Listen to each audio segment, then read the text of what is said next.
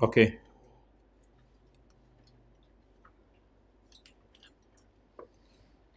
कल हमारी बात इस पे हो रही थी कि अगर कोई बंदा अपनी एग्रीकल्चरल प्रोड्यूस को बेचे ना, पेज 284, अपनी एग्रीकल्चरल प्रोड्यूस को बेचे ना, लेकिन अपने ही बिजनेस में उसको इस्तेमाल करके as a raw material finish goods में कन्वर्ट करे, तो ऐसी सूरत में उस बंदे को एक बेनिफिट मिलेगा कि उसको उस प्रोड्यूस की फेयर मार्केट वैल्यू माइनस करने की इजाज़त होगी। ये बात हमारी कल चल रही थी और चलते चलते पता नहीं कहाँ निकल गई थी कि आप घरों से भी हो आए।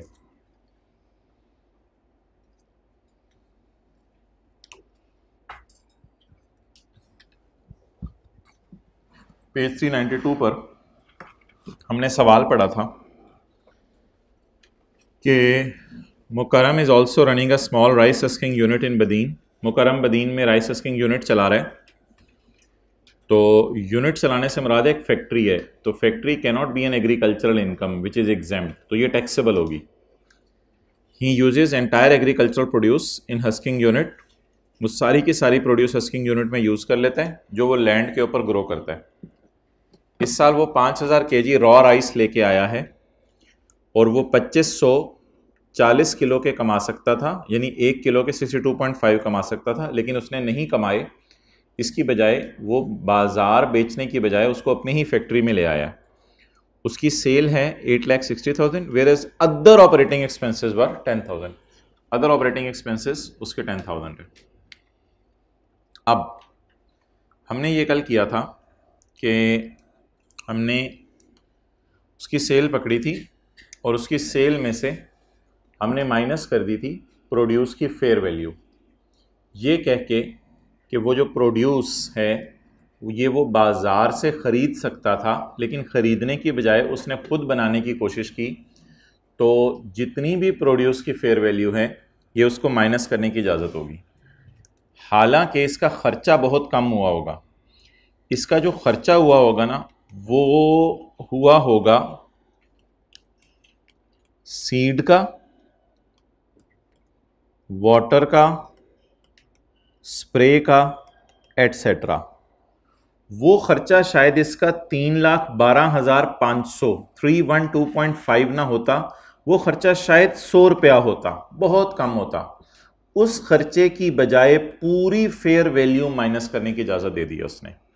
तो इसका मतलब है कि ये खर्चे माइनस करने की इजाज़त नहीं है, इसकी बजाय आप प्रोड्यूस की क्या माइनस कर लें, फेयर वैल्यू माइनस कर लें। हमने पढ़ा था कल, where a person who is cultivator और receiver of rent in kind uses the produce as a raw material in his factory, then business income shall be computed as follows. Total income, total income से मुराद लिख लें sale, sale less market value of agricultural produce. Sale में से क्या minus कर दें, market value of agricultural produce. क्या हमने प्रोड्यूस की मार्केट वैल्यू माइनस की थी या प्रोड्यूस के एक्चुअल खर्चे माइनस किए थे, मार्केट वैल्यू माइनस की थी। Only above amount can be deducted, means only fair value can be deducted. सिर्फ माइनस क्या होगी, fair value. No other expenses shall be allowed, और कोई खर्चे माइनस करने की इजाजत नहीं है।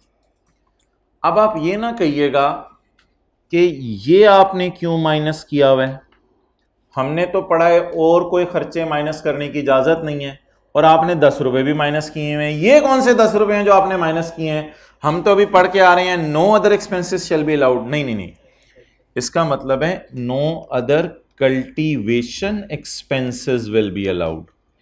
कोई और कल्टीवेशन के खर्चे माइनस नहीं होंगे। कल्टीवेशन के कौन से खर्चे होते हैं, कल्टीवेशन के खर्चे होते हैं जैसे मैंने आपको बताया सीड का, वाटर का, स्प्रे का, ये खर्चे माइनस नहीं होंगे। बता दें, ये खर्चे भी माइनस करें और फेयर वैल्यू भी माइनस करें, फिर तो डबल डबल चीजें माइनस हो जाएंगी। तो क्या अगर मेरी एक जमीन है, उसके ऊपर मैं सीड का खर्चा, वाटर का खर्चा, स्प्रे का खर्चा कर रहा हूं, वो भी माइनस करूं और साथ उसकी फेयर वैल्यू भी माइनस करूं, तो डबल डबल चीजें माइनस हो जाएंगी। अच्छा, लेकिन इसका मतलब ये नहीं है कि आप ऑपरेटिंग एक्सपेंसेस माइनस नहीं कर सकते, ये तो आप माइनस कर सकते हैं। ये कौन से खर्चे होते हैं? ये खर्चे होते हैं other than cultivation. However, other than cultivation expenses can be deducted.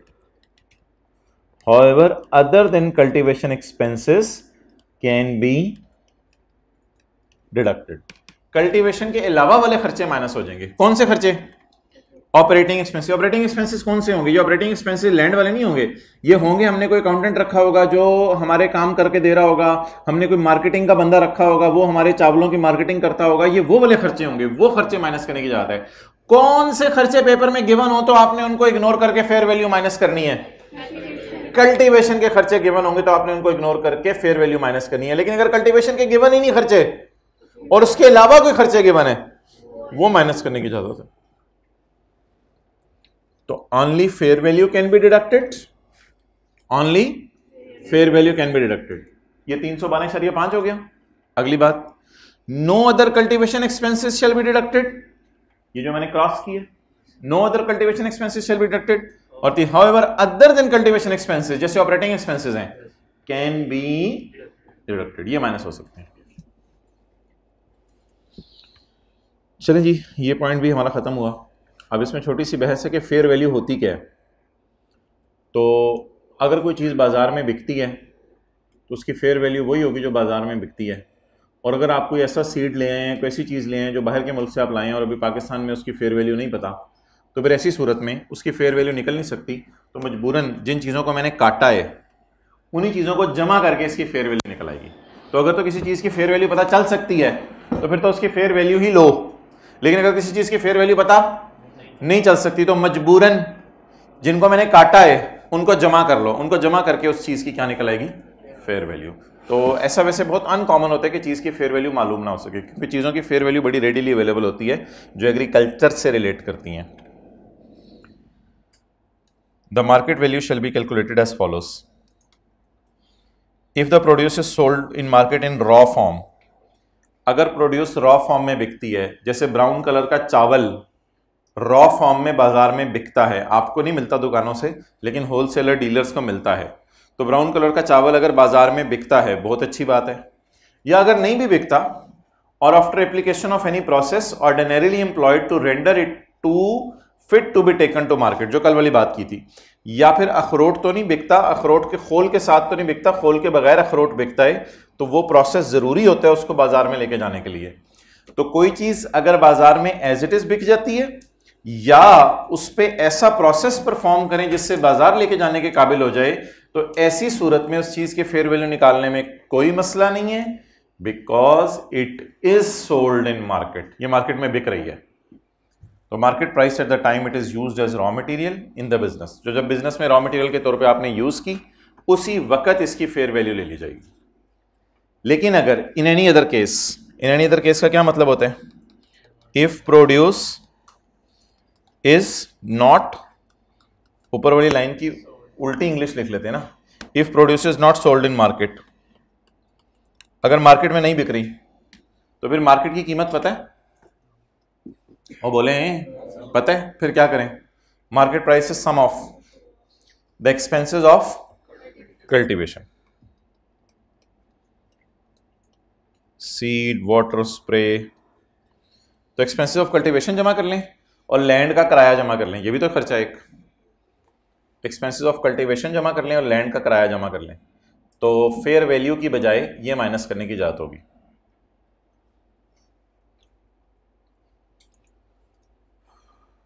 अच्छा, लैंड के किराए में थोड़ी तफसील है। लैंड जरूरी नहीं आपकी किराए की हो सकता है आपकी अपनी लैंड हो, चाहे आपकी अपनी लैंड हो चाहे किराए की लैंड हो, दोनों सूरतों में आपने लैंड का किराया माइनस करना है, क्योंकि लॉ मेकर इस पॉइंट में आपको बेनिफिट देना चाहता है, ज्यादा से ज्यादा आपके खर्चे होंगे, ज्यादा खर्चे होंगे, प्रॉफिट कम आएगा, आपका टैक्स कम बनेगा, क्योंकि आप बड़ा नेक काम करें, आपने लैंड पे भी लोगों को नौकरियां दी हुई हैं, आपने फैक्ट्री खोल के भी लोगों को नौकरियां दी हैं, तो आप बड़ा अच्छा काम कर रहे हैं।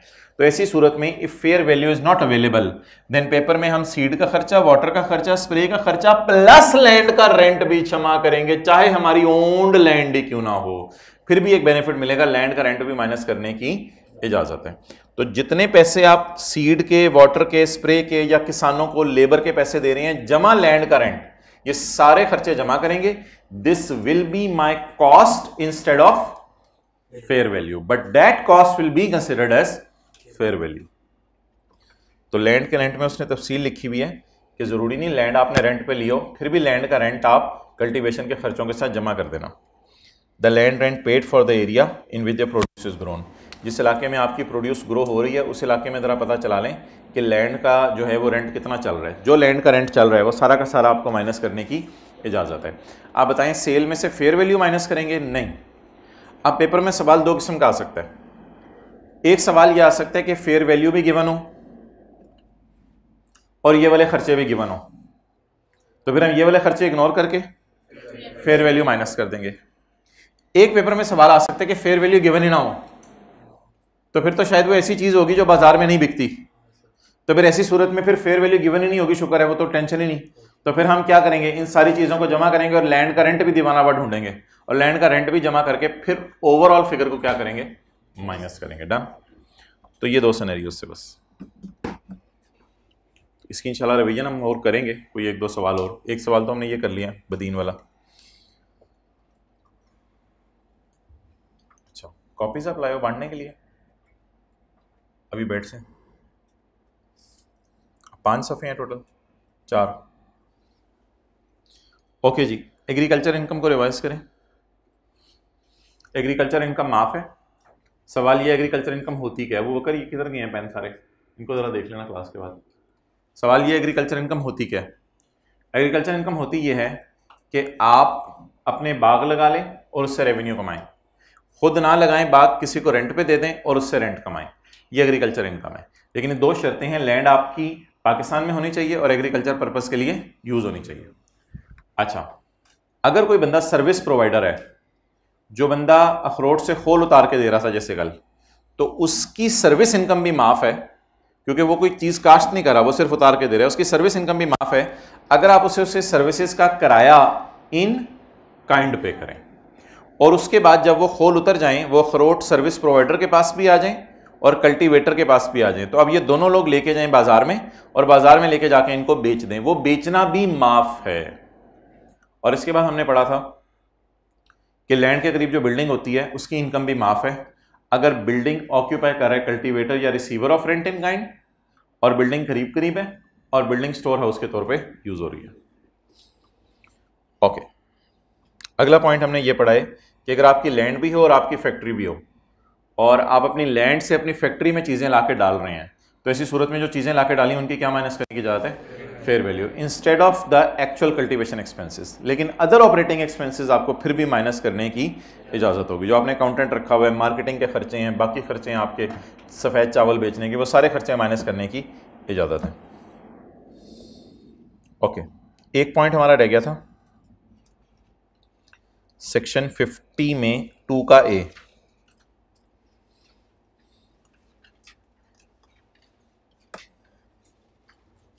ये रहता था।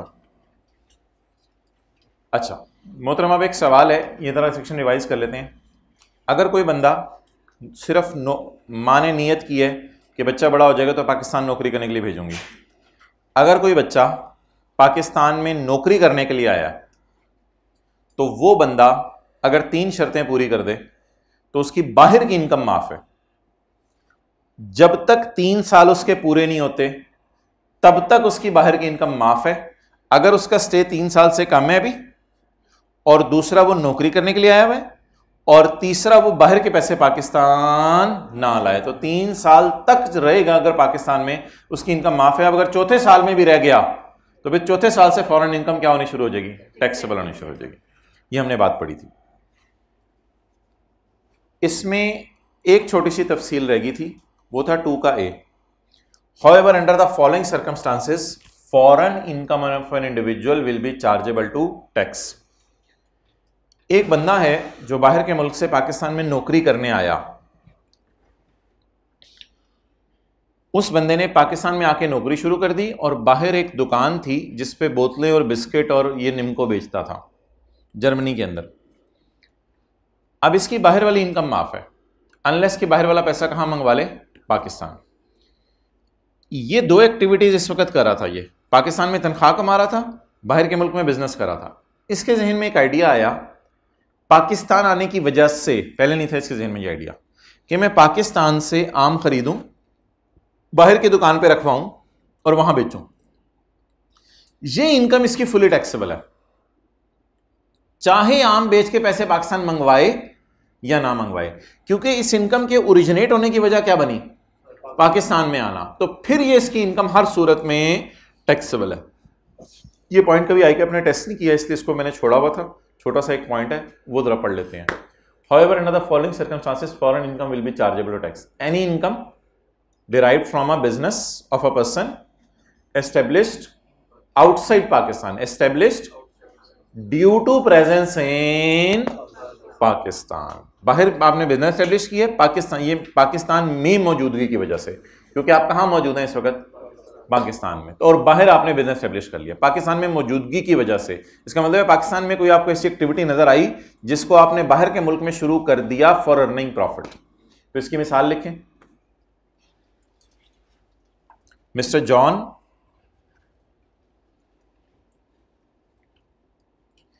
Is selling mangoes of Multan. Mr. John is selling mangoes of Multan in his hometown Turkmenistan.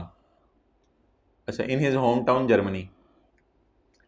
In his hometown Germany.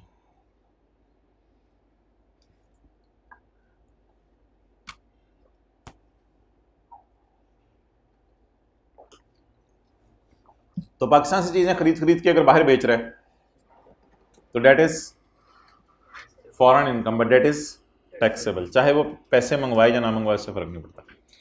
तो ये कोई इतना इंपॉर्टेंट पॉइंट नहीं है।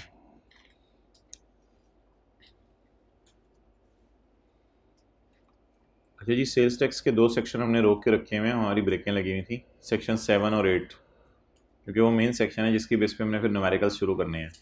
तो आप हज़रात तशरीफ़ ही नहीं ला रहे, अभी भी बहुत से हज़रात तशरीफ़ नहीं लाए हुए। फ़िलहाल आज तो मैं चैप्टर 2 शुरू करने लगा हूँ, कल से इंशाल्लाह फिर सेल्स टैक्स को रिज्यूम करते हैं। चैप्टर 2 निकालें।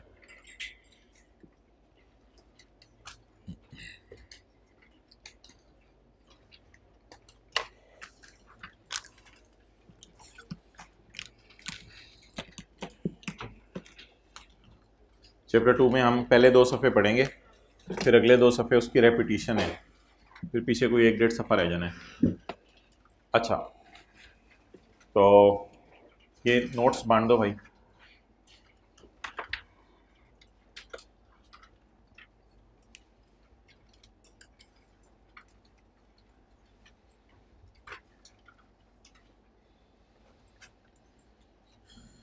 ये पोर्टल पे भी अपलोड हो जाएंगे, वेबसाइट के ऊपर भी अपलोड हो जाएंगे। ये कोई इस फॉर्म में आपके सामने जो है ना सफ़ा आ रहा होगा चैप्टर 2 का, ठीक। तो किताब में भी अवेलेबल है, तो अपने किताब वाले सफ़े को ही अपडेट कर लीजिएगा। तो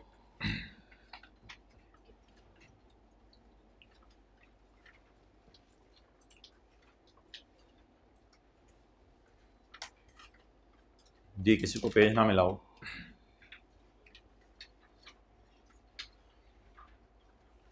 पार्लियामेंट क्या होती है जी? पार्लियामेंट अभी पेज मिल जाएगा, आप तक आएगा। पार्लियामेंट बता दें क्या होती है? नेशनल असेंबली और सेनेट। पार्लियामेंट में 2 किस्म के होते हैं, नेशनल असेंबली और सेनेट। इनको क्या कहते हैं, नेशनल असेंबली और सेनेट को? हाउसेस। अच्छा जी, तो पार्लियामेंट की उर्दू क्या है?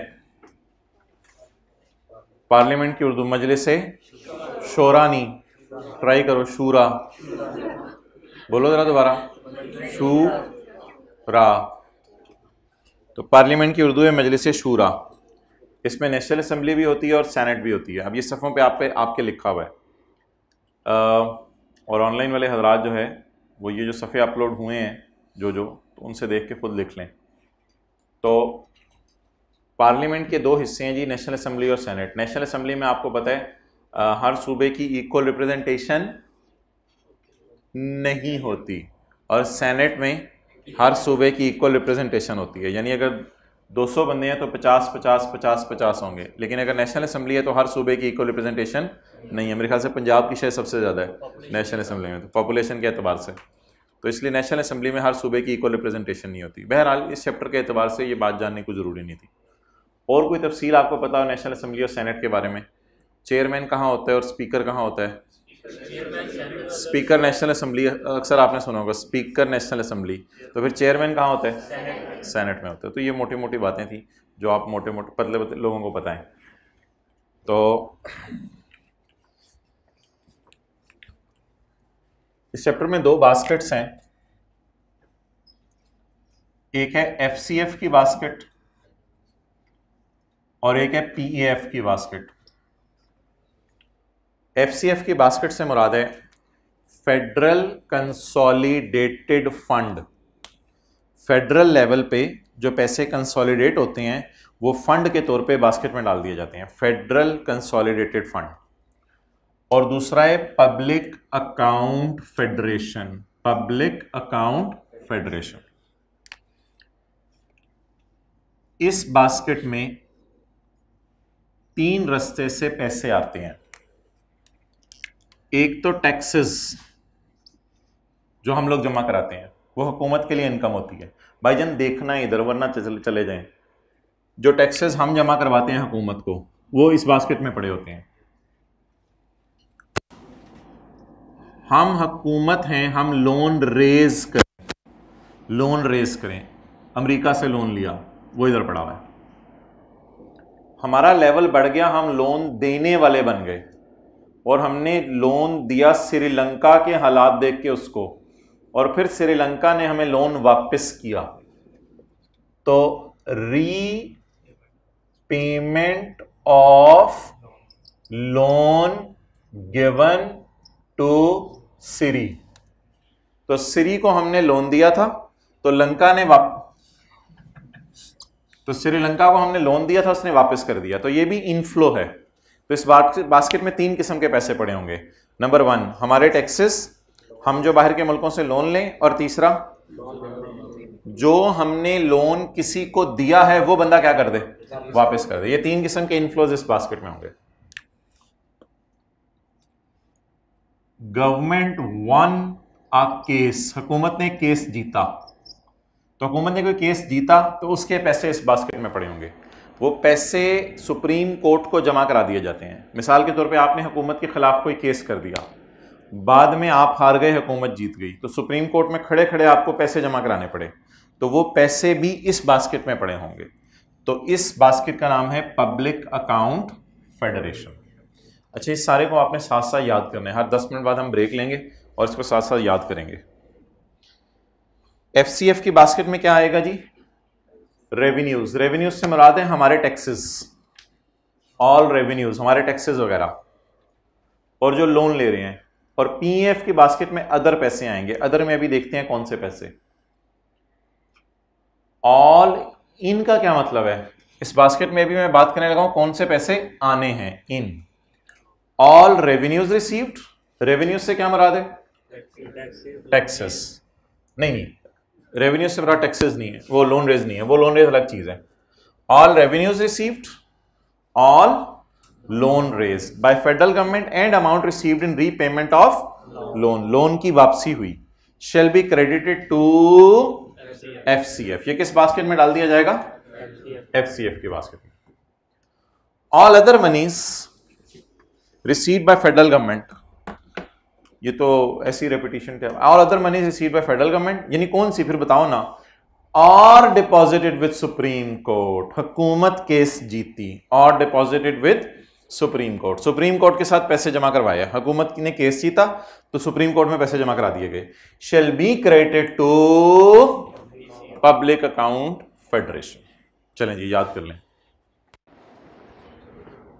all revenue received, all loan raised and amount received in repayment of loan shall be credited to FCF. All other monies received by government and amount deposited with Supreme Court shall be credited to PAF. अगला सवाल,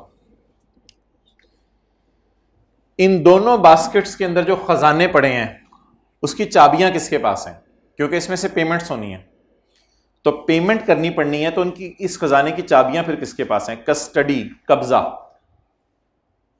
the custody of FCF and PAF and the payments, इसमें से payments and withdrawals, एक ही बात है, payment withdrawal, पैसे निकलवाना, and all other connected matters shall be regulated by act of Majlise Shura. Majlise शूरा बताएगी क्या करें, यानी दोनों नेशनल असेंबली और सेनेट बताएंगे क्या करें, ये किसके पास कस्टडी हो, और इसके फाइनल रूल्स बनाएंगे हमारे प्रेसिडेंट साहब कि ये कस्टडी किसके पास होनी चाहिए। तो मजलिसे शूरा में वो किसी की जिम्मेदारी लगा देंगे, बस ये होगा। तो the custody of FCF and the custody of PAF and the payments and withdrawals shall be regulated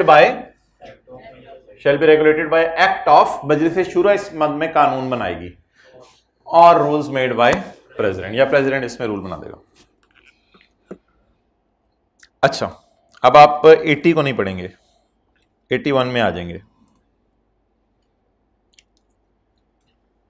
81 outflow, खोया, एक्सपेंसेस चार्ज्ड अपॉन FCF। ये इधर देखें, टूटी लगाने लगे अब हम यहां, एक्सपेंसेस चार्ज अपॉन FCF। कई दफा सादगी में ऐसे होता है कि शादी हो रही होती है, उधर ड्रम पड़ा होता है, उसमें चाय पड़ी होती है, लोग जज्बात में आके हाथ धोने चले जाते हैं टूटी खोल के। हुआ है कभी, देखे ऐसे? अच्छा, फिर धुल ही जाते हैं। ओके, तो एक्सपेंसेस चार्ज अपॉन FCF की बास्केट से आपने कौन कौन से खर्चे पूरे करने हैं? तो FCF की बास्केट से आप प्रेसिडेंट साहब को तनख्वाह दे दें पाकिस्तान के, आप जो है वो सुप्रीम कोर्ट के जजेस को तनख्वाह दे दें, इस्लामाबाद हाई कोर्ट के जजेस को तनख्वाह दे दें, आप चीफ इलेक्शन कमीशन को तनख्वाह दे दें, कमिश्नर होगा, चीफ इलेक्शन कमिश्नर को तनख्वाह दे दें, आप तनख्वाह दे दें सेनेट के अंदर, कौन होंगे बोलें जल्दी? चेयरमैन। सेनेट में चेयरमैन होंगे, डिप्टी चेयरमैन होंगे, उनको तनख्वाह दे दें, और नेशनल असेंबली में स्पीकर और डिप्टी स्पीकर होंगे, उनको तनख्वाह दे दें, और आप तनख्वाह देते हैं ऑडिटर जनरल को, ये भी कोई ओहदा है जो जनरल ऑडिट करते हैं लोगों के, इन लोगों की तनख्वाह, पॉइंट ए। पॉइंट बी होगा इनके दफ्तरों के एडमिन एक्सपेंसेस, इनके दफ्तरों के बिजली के बिल वगैरह और बाकी सारी चीजें। फिर अगला पॉइंट होगा, ये जो आपने लोन लिया हुआ है, इस लोन का आपने इंटरेस्ट भी पे करना है,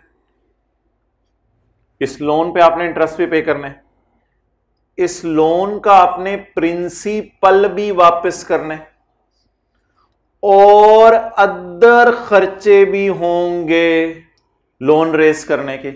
जैसे पूरा वफद आपको जाता है, पता है, लोन लेने के लिए, प्राइम मिनिस्टर भी गया हुआ है, उसकी बीवी भी गई हुई है, उसके बच्चे भी गए हुए हैं लोन लेने के लिए, और 10-15 मुशीर भी साथ बैठाए हुए हैं। क्या है जी, पूरी बारात जा रही है लोन लेने के लिए। तो अदर एक्सपेंसेस, जेट तैयारा कराया हुआ है, स्पेशल चार्टर तैयारा, तो ये भी खर्चे सारे होंगे लोन लेने के लिए। तो ये सारे खर्चे भी किस बास्केट से निकाले जाएंगे? इसी बास्केट से। तो हुकूमत केस हारी, तो पैसे आ इधर रहे थे केस जीतने पे, लेकिन अगर केस हारेगी तो पैसे इधर से जाएंगे। तो अब आप मुझे बता दें कौन कौन से खर्चे यहां से होंगे। नंबर 1, प्रेसिडेंट की तनख्वाह, सुप्रीम कोर्ट के जजेस, इस्लामाबाद हाई कोर्ट के जजेस की तनख्वाह, चीफ इलेक्शन कमिश्नर की तनख्वाह, चेयरमैन की तनख्वाह, स्पीकर की तनख्वाह, और ऑडिटर जनरल की तनख्वाह, और एडमिन एक्सपेंसेस इन सब के दफ्तरों के, बिजली के बिल, मुलाजमीन की तनख्वाहें, और इसके बाद इस लोन पर जो इंटरेस्ट हमने पे करना है, नंबर 2, इस लोन का प्रिंसिपल हमने वापस करना है। Number 3, other charges in relation to loan. और इन द एंड हुकूमत कोई केस हारी। तो ये सारे पैसे भी किस बास्केट से निकाले जाएंगे? इसका मुश्किल सा नाम सुन लें, expenses charged upon FCF। Expenses charged निकल रहे हैं, एक्सपेंसेस क्रेडिट नहीं हो रहे, चार्ज हो रहे हैं। Expenses charged upon FCF by constitution. Constitution होता है मुल्क का law. Expenses charged upon FCF by constitution of Pakistan. याद हो गया ये भी। The following expenses shall be charged. Charge का क्या मतलब है? Shall be charged upon FCF। The remuneration of president साहब and other expenses of his office, उसके दफ्तर के खर्चे। एंड द रेम्यूनरेशन ऑफ जजेस of Supreme Court, chief election commissioner, chairman and deputy chairman of Senate, and speaker and deputy speaker of and auditor general. ये तो इनकी तनख्वाहें होगी, हाईलाइट कर लें। रेम्यूनरेशन, ये तो इनकी तनख्वाहें होगी। Remuneration, ration. Next, the admin expenses, क्या क्या? इंक्लूडिंग द तनख्वाहें ऑफ ऑफिसर्स एंड मुलाजमीन ऑफ सुप्रीम कोर्ट, ये वाले ऑफिसर्स एंड मुलाजमीन की तनख्वाहें of Islamabad High Court, officers and मुलाजमीन की तनख्वाहें of department of auditor general, officers और सर्वेंट्स की तनख्वाहें of office of chief election commissioner. यहां ऑफिस का लफ्ज यूज हुआ है, यहां डिपार्टमेंट का लफ्ज यूज हुआ है। द ऑफिसर्स एंड सर्वेंट्स की तनख्वाहें ऑफ सेक्रेटेरिएट होते हैं दफातर of Senate and National Assembly. तो इस दफ्तर के लिए उसने लफ्ज यूज किया डिपार्टमेंट, इसके दफ्तर के लिए उसने लफ्ज यूज किया ऑफिस, और इसके दफातर के लिए उसने लफ्ज यूज किया सेक्रेटेरिएट्स। तो इन सब के मुलाजमीन की तनख्वाहें हाईलाइट कर लें। ये भी रिम्यूनरेशंस हैं, लेकिन ये प्रेसिडेंट की अपनी रिम्यूनरेशन है, ये चीफ इलेक्शन और ऑडिटर जनरल की अपनी रिम्यूनरेशन है, और ये उनके मुलाजमीन की रिम्यूनरेशंस है। तीसरा पॉइंट क्या था? इंटरेस्ट वगैरह, इन सबको ना डेट चार्जेस कहते हैं। Debt charges. यार ये बंद कर दो, कुछ ज्यादा ही मरी बना हुआ है। एक बंद कर दो जरा थोड़ी देर के लिए। Debt charges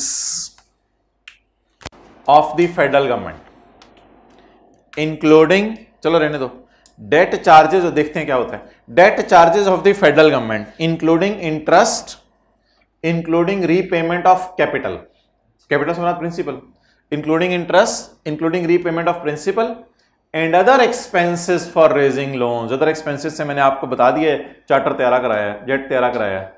and other expenses for raising loan, पूरी बारात लेके गए हैं, क्यों लाए हैं? शादी है नहीं जी, लोन लेना है। एंड रीपेमेंट ऑफ डेट, अगला काट दें, एंड रीपेमेंट ऑफ लोन। तो कौन कौन से खर्चे अब होंगे डेट चार्जेस के नाम से?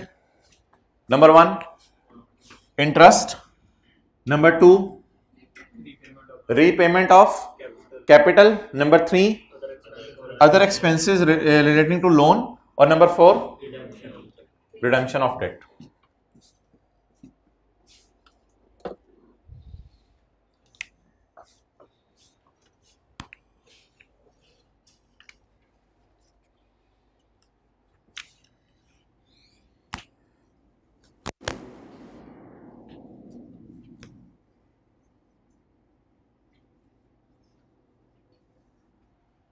एक बनेगी एनुअल बजट स्टेटमेंट, उसमें एस्टिमेटेड रिसीट्स होंगी,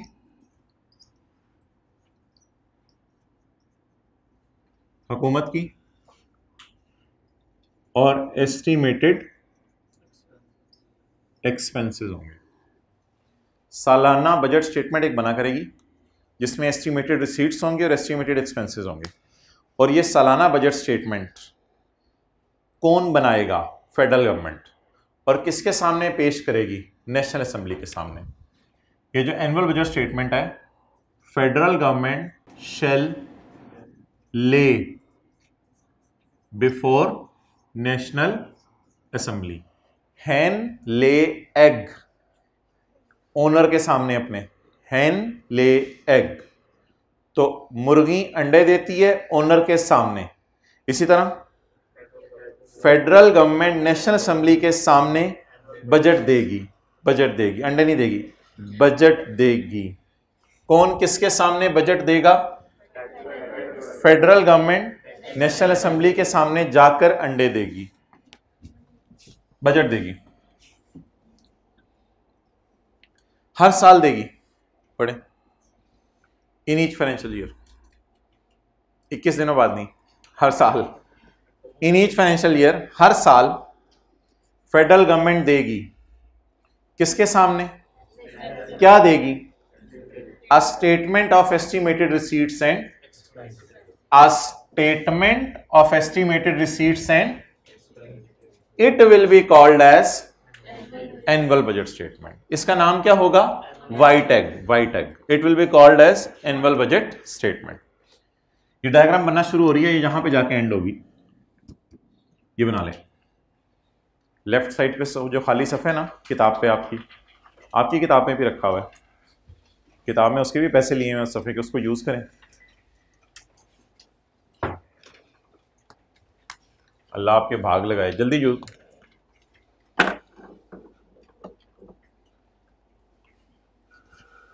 पढ़ पढ़ के लुट मचा दी 2-3 दिन। जरा हाथ खड़ा करें। एक्सेलेंट।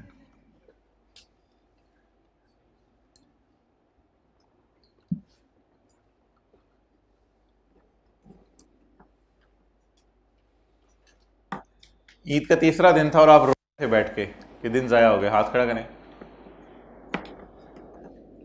वो लोग हाथ खड़ा करें जो रो भी नहीं रहे थे। हद होती है।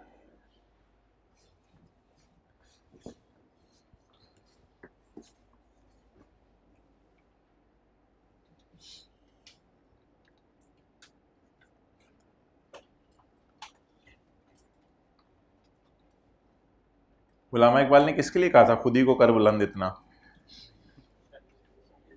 किसके लिए? अच्छा चलो, शाहीन के लिए कह दिया था। ठीक है शाहीन, पहुंचा हुआ आसमानों में।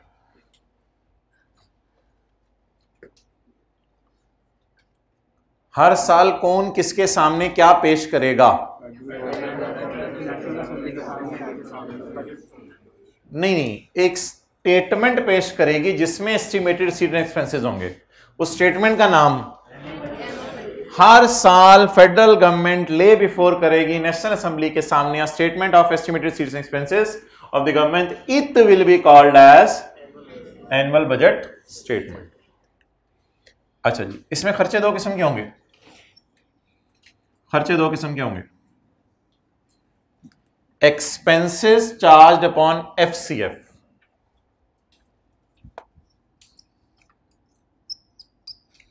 एक्सपेंसेस चार्ज्ड अपॉन एफसीएफ, और अदर एक्सपेंसेस। मिसाल के तौर पे सड़कें बनाना, शहबाज शरीफ, मिसाल के तौर पे सड़कें बनाना, तो क्या सड़कें बनाने का खर्चा इधर कवर हो रहा था? क्या ब्रिज बनाने का खर्चा इधर कवर हो रहा था? तो इसका मतलब है खर्चे तो सिर्फ वो तो नहीं है जो 81 वाले हैं, और भी तो खर्चे हैं। सिर्फ 81 वाले खर्चे तो खर्चे नहीं है, और भी तो खर्चे हैं। तो खर्चे कितने किस्म के होंगे? दो किस्म के। नंबर 1 81 वाले, और अदर। अदर से क्या मुराद है?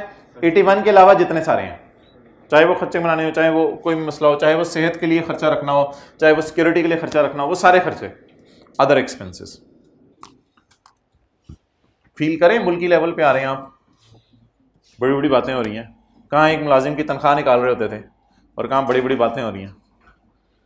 सालाना बजट स्टेटमेंट। अच्छा, ये दो फिक्रें हैं, दोनों फिक्रों का आपने मुझे मतलब बताना है कि सेम है या डिफरेंट है। घर में जाके आपने कहा आई कैप की सालाना फीस 4000 रुपये है। एक ये फिक्र है। 4000 कितनी है वैसे? 2200। आई कैप की सालाना सब्सक्रिप्शन फीस 2200 है। एक ये फिक्र है। दूसरा ये फिक्र है मैं सालाना फीस पे कर लूं, मुझे इसके लिए 2200 चाहिए। दोनों फिक्रों का मतलब सेम है, लेकिन अंग्रेजी दूसरी वाली या उर्दू दूसरी वाली थोड़ी मुश्किल है। तो ये दूसरी वाली अंग्रेजी हम यूज करने लगे हैं। सालाना बजट स्टेटमेंट में बताया जाएगा कितने पैसे चाहिए एफसीएफ की बास्केट के जो खर्चे हैं वो कॉन्स्टिट्यूशन ने जो इस पे चार्ज किए हैं उनके लिए, वो कौन से वाले होंगे? 81 वाले। और कितने पैसे चाहिए to meet other expenses suggested to be made from FCF. ये जो खर्चे हैं ना, ये एफसीएफ की बास्केट के ऊपर जो चार्ज किए जा रहे हैं ये कॉन्स्टिट्यूशन की तरफ से किए जा रहे हैं। तो इन खर्चों को कौन से वाले खर्चे कहेंगे? 81 वाले। और ये नीचे वाले खर्चे कौन से होंगे जो अदर एक्सपेंसेस हैं? ये सड़कें बनाने वाले खर्चे होंगे। अमाउंट रिक्वायर्ड, कितने पैसे चाहिए फॉर अमाउंट रिक्वायर्ड फॉर या to meet expenses charge by constitution, जो कॉन्स्टिट्यूशन ने चार्ज किए हैं। किस पे? एफसीएफ ने। एफसीएफ पर कॉन्स्टिट्यूशन ने कौन से खर्चे चार्ज किए हैं? ये वाले। इनके लिए कितने पैसे चाहिए और इसके अलावा अदर खर्चे पूरे करने के लिए कितने पैसे चाहिए? ये जो 2 का ए और बी है ना, इसकी उर्दू लिखी हुई है सफे के एंड पे। 2 का ए और 2 का बी, इनको सेक्शंस नहीं कहते, इनको आर्टिकल कहते हैं। अमाउंट रिक्वायर्ड की उर्दू है कितने पैसे चाहिए आर्टिकल 81 वाले खर्चों को पूरा करने के लिए, और अदर एक्सपेंसेस जैसे सड़कें वगैरह बनाना के खर्चे पूरे करने के लिए कितने पैसे चाहिए। ये किस में लिखा होगा? एनुअल बजट स्टेटमेंट में लिखा होगा कि इसके लिए कितने पैसे चाहिए और इसके लिए कितने पैसे चाहिए।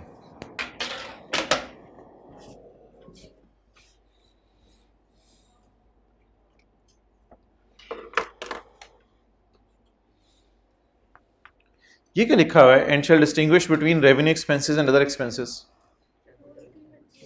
नहीं, रेवेन्यू एंड अदर एक्सपेंसेस से मुराद ये नहीं है कि ये रेवेन्यू है ये अदर है।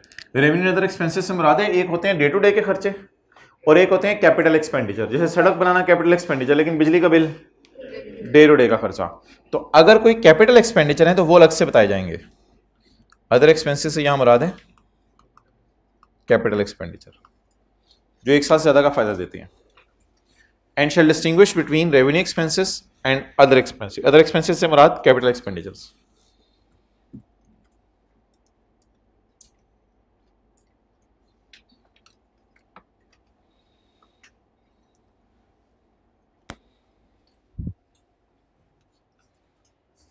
अच्छा जी,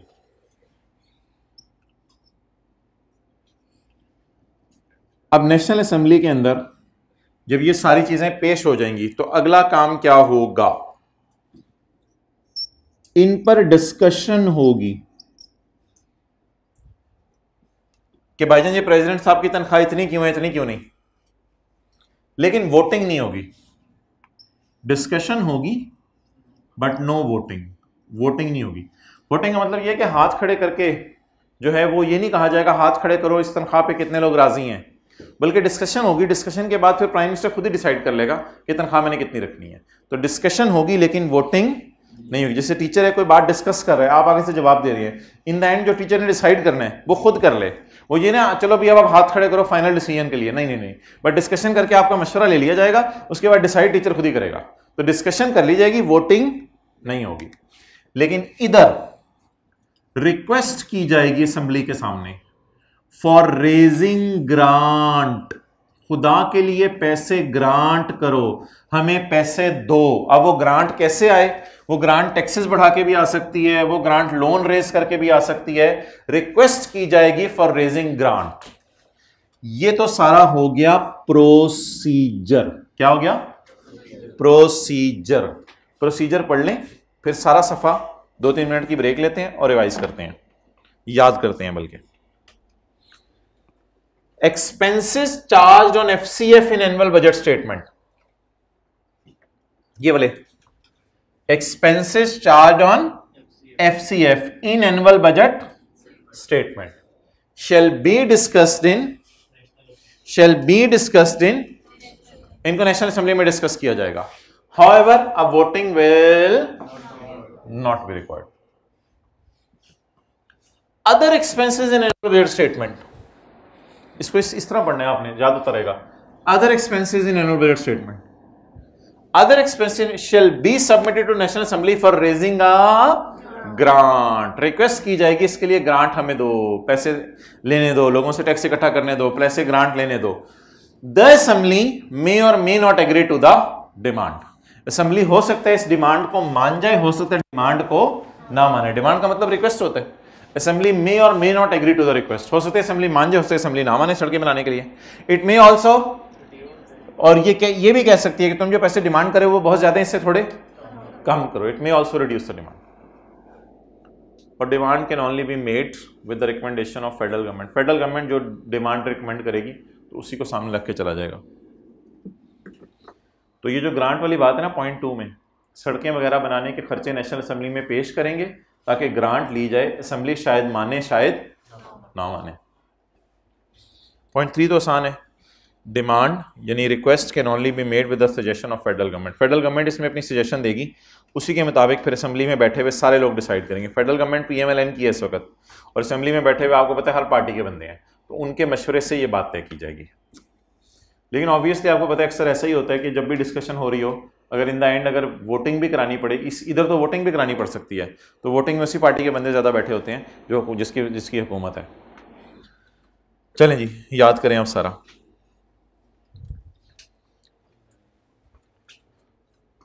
ऑल रेवेन्यूज रिसीव्ड, ऑल, अच्छा आप लोग आगे जाने ये मुझे बता दें, मेरे साथ जाने या आगे जाने? साथ चलें फिर. All revenues received, all loan raised, all repayments of loan shall be, feel करें, shall be credited to FCF. Shall be credited to FCF. दूसरी बात, all other monies received by government and amounts received by Supreme Court. अब feel कीजिएगा, ये point आपके अंदर चला जाएगा. Shall be credited to PF. And ऐसे मुंह से निकल गया था, तूने भी बोल दिया. अच्छा जी, नेक्स्ट अगला पॉइंट छोड़ें, उसके बाद हम कस्टडी की तरफ आए. पहले चलें कस्टडी कर लें. The custody of FCF and PF shall be regulated by, जल्दी shall be regulated by act of Majlise Shura और rules made by president. Next, expenses charged upon by constitution, by मुल्क का law. Expenses charge upon FCF by constitution, इन खर्चों को कहते हैं expenses charge upon FCF by मुल्क का लॉ. वो सारे एक्सपेंसेस हैं, रिवाइज करने की जरूरत नहीं, आपको याद हो गए हैं. हो गए नहीं हो गए? हो गए हैं याद. इसमें से 3-4 बातें हैं वो अलग अलग याद करनी पड़ेंगी. ठीक है, इंटरेस्ट है, कैपिटल की रीपेमेंट का लफ्ज़ वहाँ लिखा हुआ है, और डेट की रीपेमेंट का लफ्ज़ वहाँ लिखा हुआ है, रिडेम्पशन का लफ्ज़ लिखा हुआ है, और other expenses of raising loan लिखा हुआ है. अब एनुअल बजट स्टेटमेंट, हर साल federal government shell lay before the a statement of estimated receipts and expenses. It is called as annual budget statement. अच्छा जी, अब annual budget statement के अंदर the annual budget shall show separately amount required to meet the expenses charged upon FCF and amount required to meet the other expenses, and shall distinguish between revenue and capital expenditure. Procedure, वो वाला point शायद बता रहा था annual budget statement होती क्या है,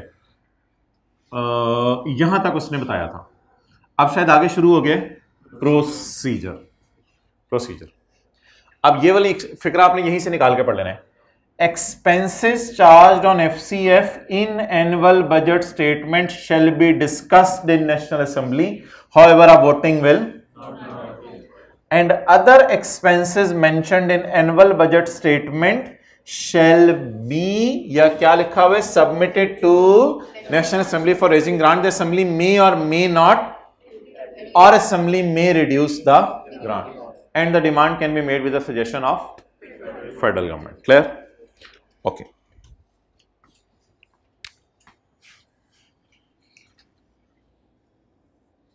अब एक शेड्यूल बनेगा, नया लफ्ज शेड्यूल बनेगा, और शेड्यूल को पीएम क्या कर देगा, साइन। एक शेड्यूल बनेगा, शेड्यूल को पीएम साइन कर देगा। साइन करने के बाद schedule will be again laid before national assembly. Schedule will be laid before national assembly. ये शेड्यूल नेशनल असेंबली के पास चला जाएगा ताकि नेशनल असेंबली को तसल्ली हो जाए कि जो सारी एग्री हुई थी चीजें उसी के मुताबिक साइन हुए हैं या उससे कोई अलग हटके चीजें साइन हुई हैं। तो नेशनल असेंबली की तसल्ली के लिए ये साइन हुआ हुआ शेड्यूल दोबारा किसके पास चला जाएगा, नेशनल असेंबली के पास। अब no discussion and no voting, ना अब डिस्कशन होगी और ना अब वोटिंग होगी, सिर्फ एक फॉर्मेलिटी है कि साइन हुई हुई चीज जरा दोबारा भेज दो नेशनल असेंबली में।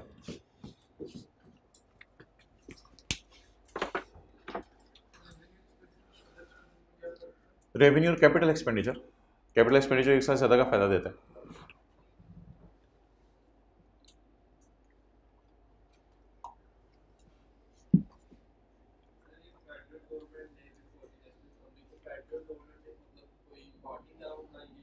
नहीं, फेडरल गवर्नमेंट से मुराद है जो आप समझ लो prime minister.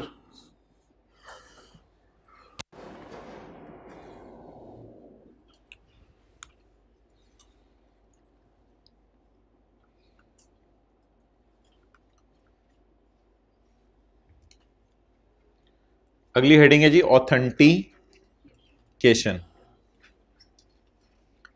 The PM shall sign a schedule. The PM shall sign a schedule. अब आपने शेड्यूल का लफ्ज पढ़ के ना ये रिवर्स गियर मारना है, शेड्यूल का लफ्ज पढ़ के रिवर्स गियर मारना है। The PM shall sign a schedule specifying the grants made by national assembly.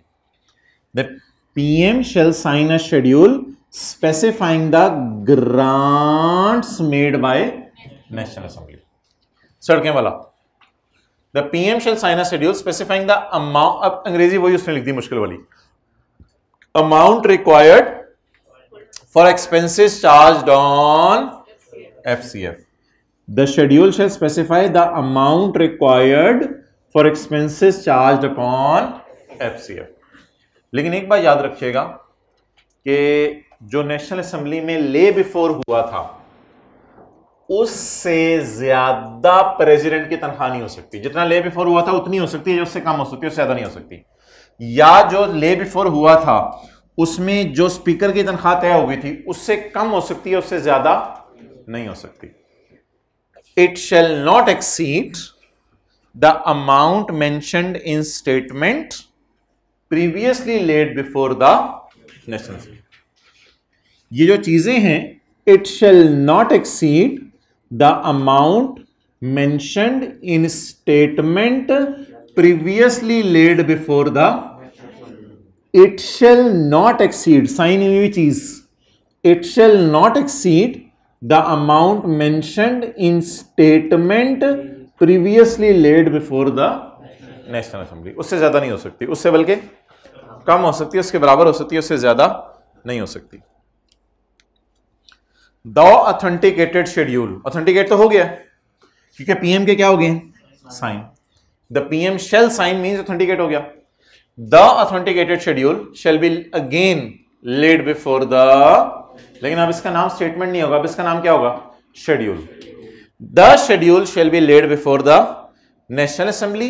It shall not be open for, and it shall not be open for vote। ना इस पे डिस्कशन होगी ना इस पे वोटिंग होगी। And in the end, point 3 तो उसने ऐसे ही लिखा हुआ है, an expense from FCF,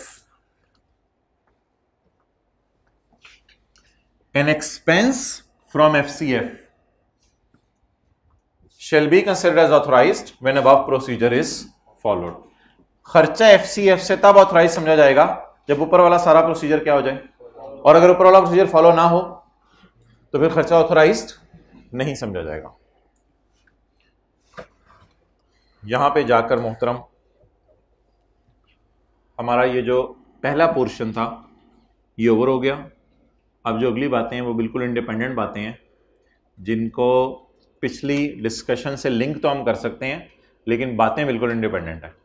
अब 2-3 छोटे छोटे मसले रह गए हैं, टाइम हमारे पास ज़्यादा बच गया है। 2-3 छोटे छोटे मसले रह गए हैं। अगर साल के दौरान ज़्यादा पैसों की ज़रूरत पड़ जाए तो सप्लीमेंट्री बजट आ जाएगा मेन बजट के अलावा। अगर प्राइम मिनिस्टर मौजूद ना हो या कोई मसला हो जाए तो 85 और 86 बताएगा साइन कौन करे। और इन द एंड 87 और 88 में हम पढ़ेंगे मजलिस शूरा के मुलाजमीन की तनख्वाह कौन देगा और उनको नौकरियों पे कौन रखेगा। बस ये 2 पॉइंट रह गए हैं, आगे कोई बात मुश्किल नहीं है, इसलिए यहाँ रुक के 83 को ज़रा याद कर लें।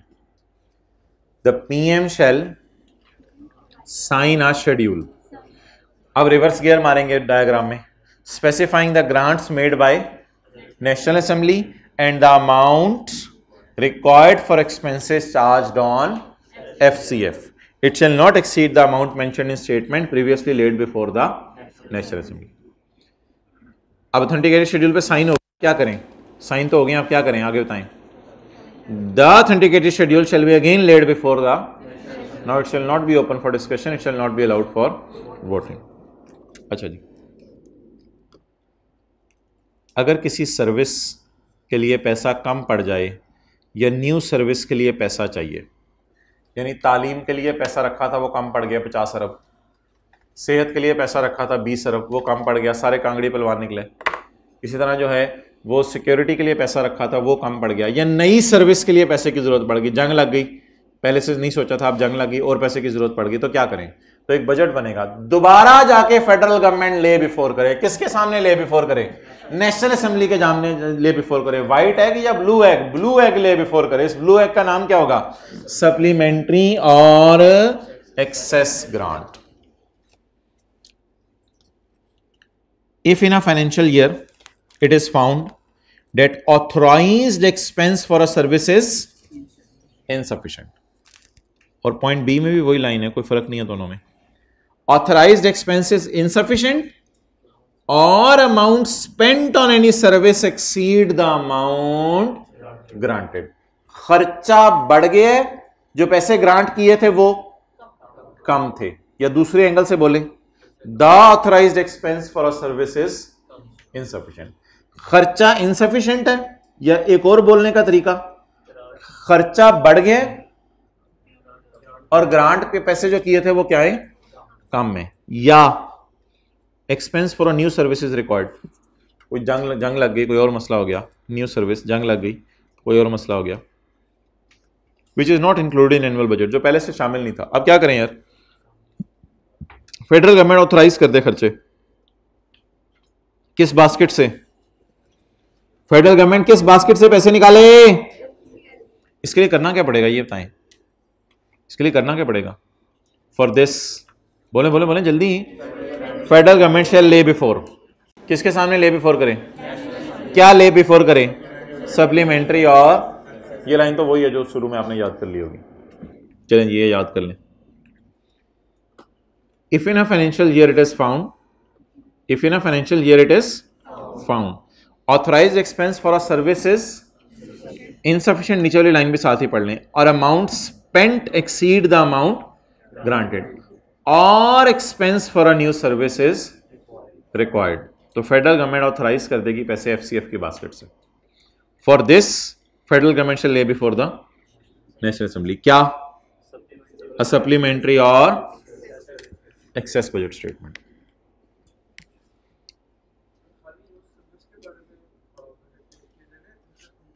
नहीं, सिर्फ उसके बारे में।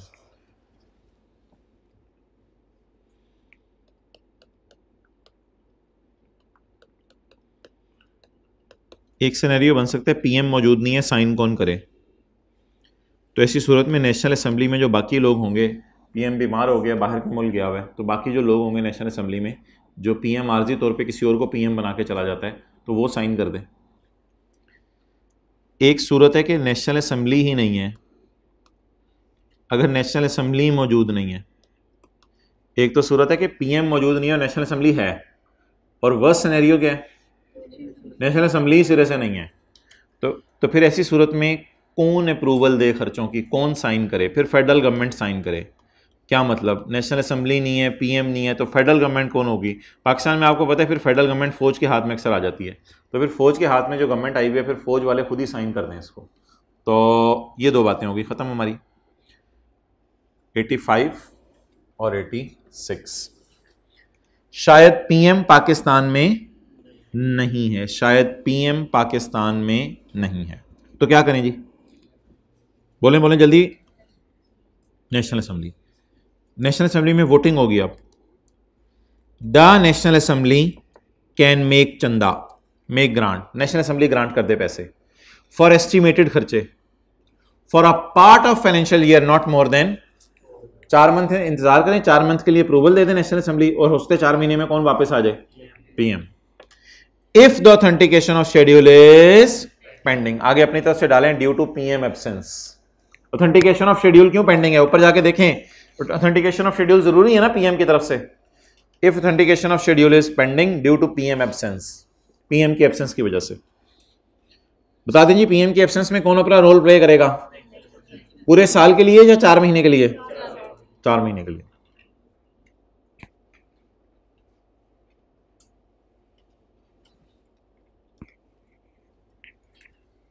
Okay, next, power to authorise expenditure when assembly stands dissolved. अब क्या है बोलें, असेंबली नहीं है, तो फिर कौन अप्रूवल दे दे? जिसके हाथ में फेडरल गवर्नमेंट है। अब वो देखें किसके हाथ में आती है। If national assembly is dissolved, the federal government, आगे अंग्रेजी वही है सारी, may authorize expenses from the FCF for estimated expenditures for a period of not more than 4 months in a financial year. If the authentication of schedule is pending, आगे लिखें due to absence of National Assembly। अब National Assembly नहीं है सिरे से,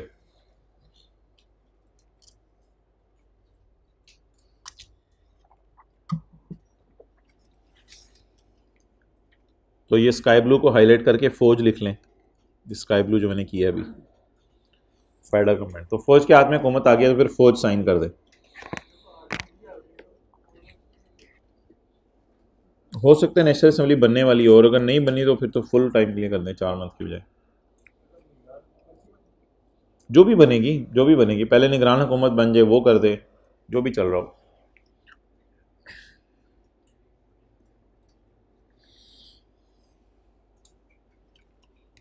अच्छा जी, parliament के दफ्तर बताएं कौन कौन से हैं? पार्लियामेंट के सेक्रेटेरिएट्स, दफातर कौन कौन से हैं? नेशनल असेंबली और सेनेट। नेशनल असेंबली और सेनेट के अंदर कोई ऑफिस बॉयज़ होंगे, कोई सिक्योरिटी गार्ड्स होंगे, कोई मुलाजमीन होंगे, कोई अकाउंटेंट होंगे, कोई इंजीनियर्स होंगे। उनको नौकरी किसने देनी है? ये हमारा पहला पॉइंट होगा। 87 और 88 होगा उनके खर्चे कैसे कंट्रोल होंगे। बस ये 2 बातें हैं, उनको नौकरी किसने देनी है और खर्चे कैसे कंट्रोल होंगे। ईच हाउस, हाउस मैंने लिखा हुआ है, देखें क्या है, सेनेट और each house shall have a separate दफ्तर, दोनों के दफ्तर अलग होंगे। सेनेट का दफ्तर अलग होगा और नेशनल असेंबली का दफ्तर।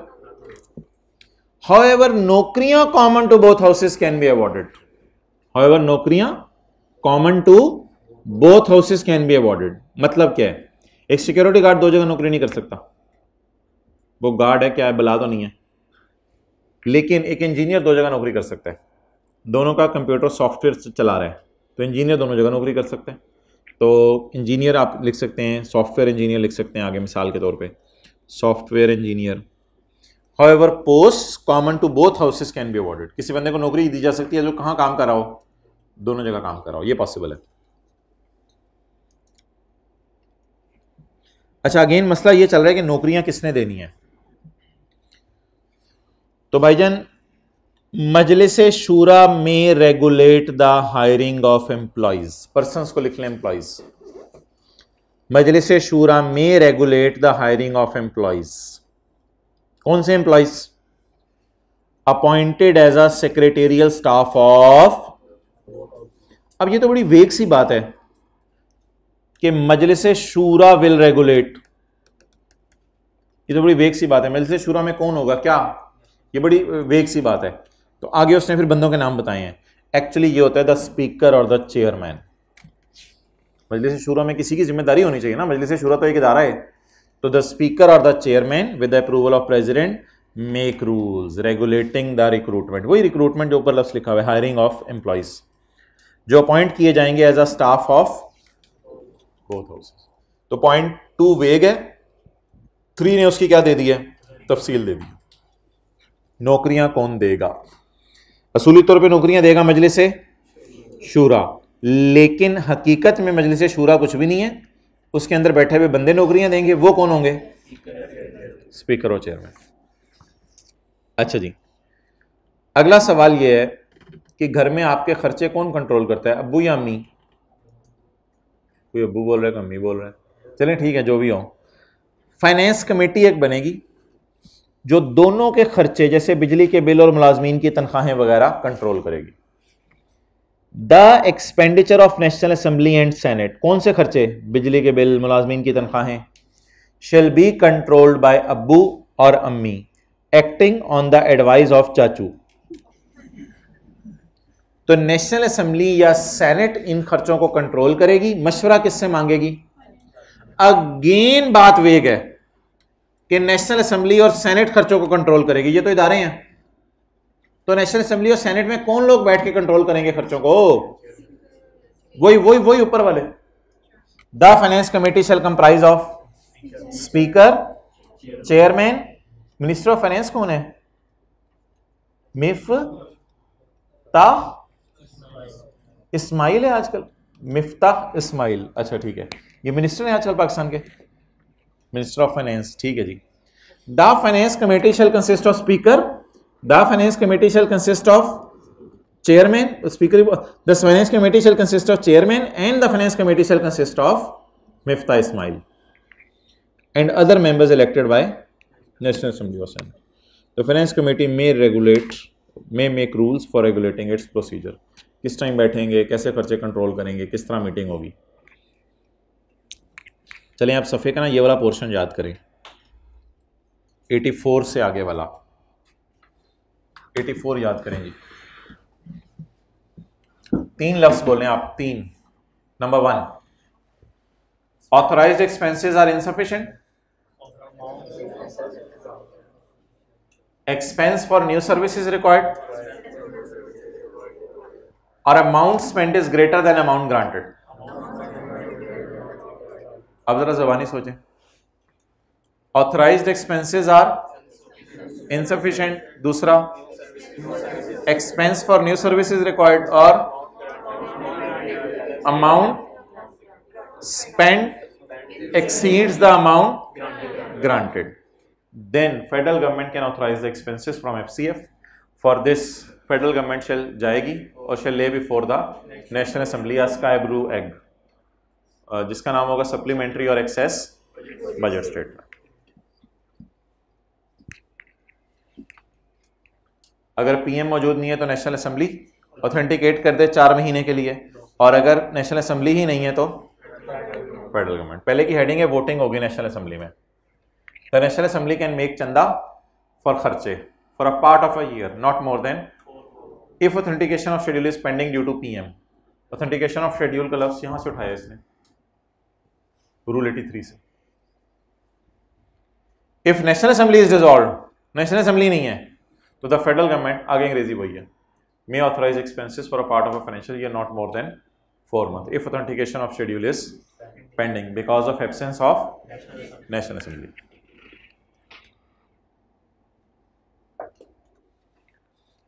Each house have a separate दफ्तर। चलिए मैं दोबारा बोल देता हूँ, each house have a separate दफ्तर, each house have a separate दफ्तर, दोनों का सेपरेट दफ्तर होगा। however post common to both houses can be awarded. Done? Next. मजलिस शूरा will regulate the hiring. मजलिस शूरा will regulate the, लेकिन हकीकत में द स्पीकर और chairman will make rules regarding the hiring. असल में ये दोनों रूल हैं। अच्छा जी, the expenditures of National assembly and Senate shall be controlled by Abbu or Ammi with the mashwara of Chachu. The Chachu comprise Chachu, Chachi, the finance committee shall consist of speaker, chairman and finance minister and other persons elected by National Assembly, and the finance committee may make rules for regulating its procedures. अच्छा, अब आप सबकी headings भी जरा याद कर लें। पहले की हेडिंग क्या थी? F C F and P A F. दूसरे की हेडिंग कस्टडी। तीसरे की हेडिंग एनुअल बजट स्टेटमेंट। चौथे की expenditure charge upon F C F by constitution. Expenditure charge upon F C F by constitution करें इसको। और तीसरा प्रोसीजर, अगली चीज, और उससे अगली प्रोसीजर नहीं है, ऑथेंटिकेशन है। प्रोसीजर से अगली चीज क्या है? अब यहां पे हमारा एक रिदम सारा खत्म हो गया, साइन वगैरह भी हो गया, सब खत्म हो गया। अब तो अगली बातें हैं ना, बिल्कुल इंडिपेंडेंट बातें हैं। क्या सप्लीमेंट्री बजट भी आ सकता है। नंबर 2, वोटिंग की जरूरत पड़ सकती है नेशनल असेंबली में अगर पीएम ना हो, और अगर नेशनल असेंबली ना हो तो फिर power to authorise expenses when assembly stand dissolved, power will be with federal government, and in the end secretariats और in the end finance committee. अच्छा, जब से आप पैदा हुए हैं ना, तब से आज पहली दफ़ा मैं आपको थ्योरी के लिए दूसरी दफ़ा बुलाऊंगा। उसमें हमारा ये चैप्टर का तकरीबन 1.5 सफ़ा रह गया सिर्फ। बाकी मैं आपको बता दूंगा कुछ भी नहीं है चीज़ें, बाकी सारी रेपिटेशन है, वो मैं आपको बता दूंगा। वो बातें जो फेडरल गवर्नमेंट के लिए हैं वही सूबे के लिए हैं। हमारा ये एक आधा सफ़ा रह गया, और उसके बाद ये तकरीबन एक ही सफ़ा बनता है, क्योंकि इसमें ये जो पॉइंट है आखिरी वाला, ये भी आपने किसी चैप्टर में पढ़ा हुआ है। तो तकरीबन एक सफ़ा इफेक्टिवली हमारा रह गया है, और वो जो आखिरी सफ़ा चैप्टर का वो कुछ भी नहीं है, वो चीज़ें आपने 1000 दफ़ा पहले ही पढ़ी हुई हैं। तो that is all repetition type चीज़ें। तो ये एक सफ़े के लिए इंशाल्लाह हम मिलेंगे। 2 ऑप्शन हैं आपके पास, एक 45 से 245, 145 से 245, 250 तक भी जा सकता है, और सेकंड ऑप्शन इज़ 315 से 415। तो ये 2 ऑप्शन हैं आपके पास। कोशिश करेंगे हम इंशाल्लाह, टाइम बच जाएगा। एग्रीकल्चर का भी कोई सवाल बीच में न्यूमेरिकल छोटा सा कर लें, ठीक है जी इंशाल्लाह। अल्लाह हाफ़िज़। अच्छा रुको ज़रा, उसमें हमारा जो है ना, असल में अब 6 से 7 दिन हमें चैप्टर 15 पे लगने हैं।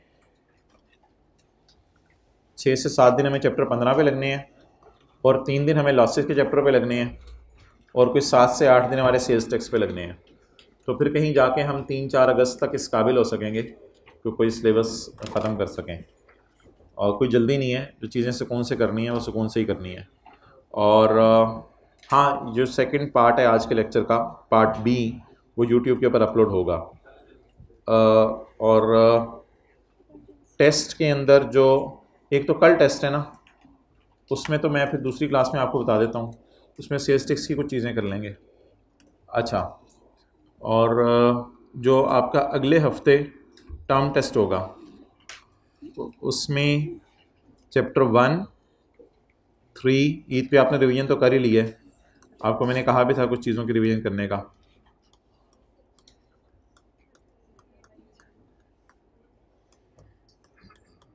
ये वाले चैप्टर्स होंगे अगले हफ्ते जो टर्म टेस्ट होगा। उसमें वो चैप्टर मैंने कुछ निकाल दिए हैं जो चैप्टर पहले पिछले टर्म टेस्ट 1 में टेस्ट हो गए हुए हैं, और बाकी बिजनेस है, कैपिटल गेन है, अदर सोर्स है, प्रॉपर्टी है, सैलरी है, वो तो आपका रनिंग में चल रहा है। ओवर।